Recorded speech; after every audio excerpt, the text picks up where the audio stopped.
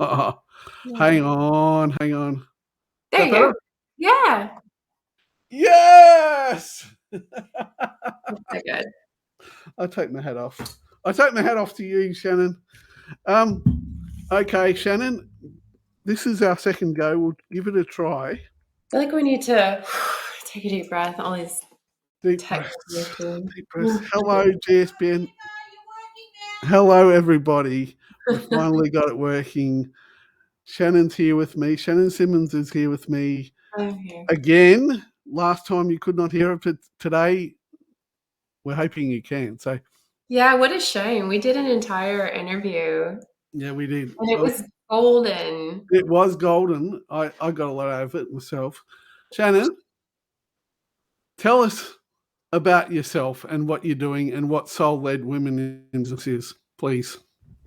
About myself, what I'm doing, and what solo. Okay, in order. Oh, I'll just leave it to you. Okay. Hi, I'm Shannon Simmons. I'm founder and CEO of Soul-Led Women in Business. Soul-Led Women in Business is a marketing consultancy, and we focus on building powerful brands and powerful people. So my background is in marketing and branding, worked across many industries. Obviously, I have an accent, so I'm from America.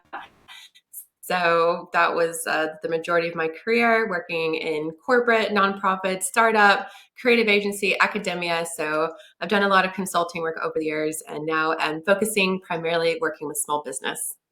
Fantastic. Now, tell us a bit about the name Soul-Led Women in Business, please. Yes, that was it actually, the name was sparked last year. I was having a conversation with a friend about wanting to have a really fun networking group, and it just came out automatically. I think soul was the idea of purpose and passion and creating something and coming together and uniting from a place of purpose. And so soul-led women in business just was a suggestion for a networking group name, and it stuck, and that has now become the name and is growing. Now, is it main focus is on business women at the moment, but are you sort of exploring other like men and stuff like that? What I mean, no, Yeah, I came out wrong. Sorry, I meant like including men, because you are a marketing. You do marketing, and I'm sure that yeah. if it applies to everyone. Yeah. I love working with women because it's my story, it's my experience, and so much of what I do in marketing and building purpose-driven brands and content marketing strategies is coming from a place of purpose. And your purpose is part of your motivation and your story. So Soul-Led Women in Business was sparked from um, a, a sense of being disenfranchised to some degree, of wanting to have a voice, but at some points in your life realizing that you weren't able to because of different systems, different structures, and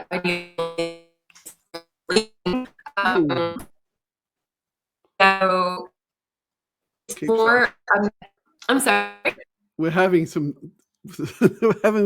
audio issues, but we will soldier on. Okay, keep going. The audio. Yeah, I think I've lost you. You've frozen. I'm There's frozen. technical issues. My goodness, we're not really having a good run with it, are we? There you go. You're back. Hi. Right now, so I did attend one of your workshops that was during the Geelong Small Business Festival, and I felt it was quite empowering with regards to finding your vision. That was just one aspect of what you do, but I think that's one of the aspects in business that we probably don't sit down and explore enough. Yes, and what I've realized in the last 10 years and plus, not just working in marketing and working with a vast array of companies and in different industries, was that business always comes back to the person. So even if you're the CEO of a larger company or if you're an individual solo small business owner, the way you view yourself often reflects the way you view your business. So if you have a kind of larger than life big vision for yourself and your purpose for being here, that's reflected in how you drive your business. Mm. And so I now take people through a 3-step process in creating a really fun and engaging content strategy, by starting with personal branding. So, personal branding, similar to the process that I take, which includes vision, of course, similar to the process that I would use for a business, where you just solely focus on what's the vision of the business, what's their mission, their values, their personality. I now take into account the business owner, because especially with content creation online and video being 91% of the way people are viewing content these days, and that's only going to grow and explode because we want really interactive content. You need to know who you are, not just from a sense, like a deep sense of self, but also aesthetically. So I take people down a process of personal, verbal, and visual branding. So through the process of branding yourself, you also unlock your life vision. So what is it about your life that maybe can be bigger and brighter and Mm. bolder, from, your living situation to even where you live, to your aesthetics, to your fitness goals, to your health goals, to your friends, to your hobbies. And so you begin to do what I call this 360 life analysis, which is really getting clarity on all areas of your life through visual branding and how you want to present yourself to the world based Mm. on the person that you not only are but want to become. Mm. And you did touch on my next question, which was, what is unique about what you do? Yeah. So what else is particularly unique about and what you see that you do? I I will only work for purpose, meaning I will not. I think there's a question you asked me last time, and I wasn't sure if you're going to ask it, but you asked me what was a really unique client experience that I had. That's coming. That's coming. Well, well, I wanted to share this You because can. You can. That's fine. Go ahead. well, it's an example of what is unique about what I do. And so a client that I had, when we went in to do a business branding strategy session, and he kept talking about the vision of the business and the mission and the values, but I could sense and also see that it wasn't as full and in its biggest potential as it could be. And the more we began to talk and kind of break down the barriers of what he really wanted, you began seeing these secret parts of himself that wanted something so much bigger than what he was admitting to. And for whatever reasons, we have so many reasons why we're not allowing ourselves to become what we really, deep down want to be. So his vision was to actually speak to world leaders and speak to people who were game changers and changing the world. But he was selling himself short in so many ways and saying, no, I just want to work with these clients and locally. But when you're selling from a place of limited vision, you're not going to grow as big as you want to. And so, what I do is I help people unlock the biggest vision that they could possibly have. And then you create content from the place of that vision. And then that way you don't put limits on the audience you can attract, as well as through the personal branding and the business branding process.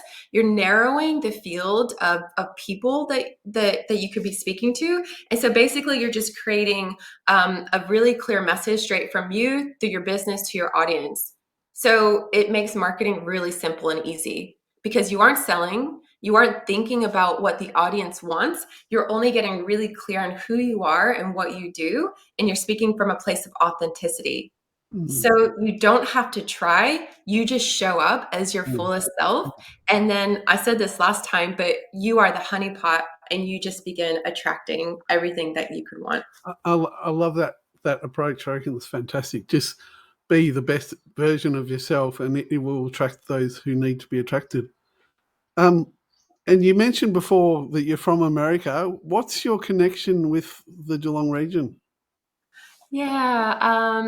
Well, I don't know who's listening. I feel like I've met some people and they know. I have a son and he's almost 10 years old. And so he's half Australian, obviously. And so I co-parent with him here. I originally wasn't sure if I was going to live here, moved here a year and a half ago and just absolutely found a home with the people and the business community and yeah, so many amazing people I've met along the way. Fantastic. So you are relatively new, but you've jumped right in, haven't you? Yeah, Yeah, definitely feels like home for me. that's good. That's good. So you've already covered a unique client, a great client experience, and what you learned from it. Can you expand on something that blew you away with regards to working with a client and then you learning something really important? That's a really great question. I Yeah. wasn't prepared for that. The Well, I'll give first you time to think about it. no, that's okay. I mean, I speak a lot about authenticity, so I will share the first thing that comes to mind. I would say that the interactions always teach me so much about myself. Yeah. So I get to sense like if I feel tension or you know, a most recent example was I had a client meeting and I felt some tension in the meeting, and I found myself going into a really what's the word I want to use, like a masculine place, Mm. meaning like I was like got really kind of up and just my body language wasn't part of my brand personality. So I was beginning to think, well, why am I so uncomfortable? Because I believe that business should always reflect my values and should always reflect my personality. Sorry, my brand personality. And so and that's why I create that document, because I get to identify through the brand matrix that I create for myself what kind of clients I want and what situations are aligned with who I am. And then I don't have to change who I am. I just have to have a conversation of, oh, well, that situation was uncomfortable because it doesn't align with my values. Mm. Um, I'm not sure that hit the question. What was the question? Well, I Threw me for a I'll loop. put it a different way. I find recently, well, not even just recently, but I really like the clients that come to you with a really big challenge, and you think, "Oh, can I do that?" And you know you can do it, but you know that it's going to take a process to get through to the other end, and then you smash it out of the park really well, Hmm. and you've learnt a lot during that process because you have challenged yourself. So that's basically what I'm getting at. You have a client that is not necessarily the run of the mill client, but you take them on anyway, and you learn so much from the process of taking that client on. And that's basically what I'm getting at with regards to a great client experience, and what you learnt from what you came out the other end learning from that. Hmm. I think that I I I don't approach situations with a lot of hesitancy. Yeah, I tend to dive straight in, yeah, and go. I take. I don't even think of things as challenges. yeah. I just think of them as something exciting and new. And so I get excited by thinking about what is a process I can use to simplify and create the best outcome in everything that I do. So it's only afterwards that I reflect and I think, oh, well, I learned that about myself. I learned that I'm good at Yeah, that. I learned that I'm not good at that. yeah. Or I've learned that I like to communicate this way or don't like to communicate that way. So I wouldn't say there's necessarily one client experience. I would say every experience and every interaction I have, every commitment I make teaches me more about who I am and who I'm not, what I like, what I don't like, what I will do and what I won't do. That's fabulous. That's the essence of being a small business owner, isn't it? Yeah. Every situation can be different. Yeah. What are your future plans for your business and yourself? Well, yeah, and you asked me this last time as well. I'm really passionate about teaching youth. So I part of the branding process and the personal branding process, you learn about what your purpose is. And I believe that all young children in schools need to learn about purpose and who they are, and there needs to be no limit on the creative potential of what they can be and what they can create in the world. So similar to the program that I have developed for business owners, I want to take this into schools, starting locally and then globally, because I encourage people to think big, and then bring this process and other communication, emotional intelligence structures to teach people and not put limits and caps on who they are, because I believe that that's what the school system currently does. And I believe that we do that to ourselves still with our limited thinking. And I just want to open it up for everyone to be the biggest, brightest, and best versions of who they can be. That's a fantastic vision. That really is a fantastic vision. Yeah. So my next question would be, what sort of, well, you've mentioned going into schools and telling children that shouldn't put limit. Well, the teachers and education department shouldn't put limitations on what people can do, what children can do. Any advice or tips you can give to new business owners or people thinking of going into business for themselves? Yeah, I just want to clarify and just say I don't tell people anything. I just ask the right questions and Yeah, I get really clear on what they already are. And then I give them a systematic process for building that and reflecting that back in all that they do, to creating like strong personal identities that they've already been yeah. born into. So the advice that I would have for anyone, but especially a business owner, because there's so many ways to market yourself, to go online. There's so many different social media channels, different content strategies, different marketing tactics and gimmicks. I would say that the best thing you can do is build your personal brand, figure out who you are, what is your vision, what is your mission, what do you dress like, what does your house look like, what are the three core words that you use to describe how you speak to an audience.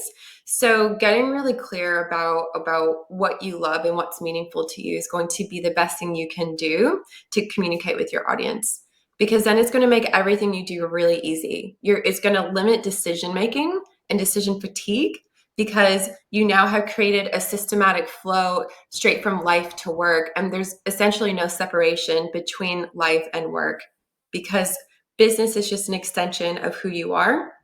And then so your marketing messaging is just an extension of that. And then when you're able to do that with a lot of clarity and effectiveness, where personal, business, and messaging all build from each other, then you're going to build a really smooth and well-oiled marketing engine machine, and life gets exponentially better. So find yourself. Fantastic. Yeah, great advice. Okay, Shannon. So we'll in wrapping it up, tell us a bit about how people can get in touch with you, your websites, your Instagrams, your socials. Yes, yes, yes, yes. So you can send me a message on Facebook. You can find me on Instagram. You can also go online onto my website, soulledwomeninbusiness.com. I have a personal branding strategy session available right now. Doing it, at a pretty low offer, just because I really want to get the message out there and help as many people as I can. It's a really great session. I love the work. So find me online, and would love to hear from you. When this is going live into GSBN now and a few other places. Yeah. In GSBN, just drop your information into the comments if you like on the video. Yeah. Okay, That'd be that's great. So that I'm sure there's a lot of people that want to have a chat to you. okay. Awesome. Yeah. Thank you, Shannon. I think we did it. Yeah, I know. That was like Yeah. Okay. All right. Take care. Bye. yeah. All right. Thanks, Matthew. Bye.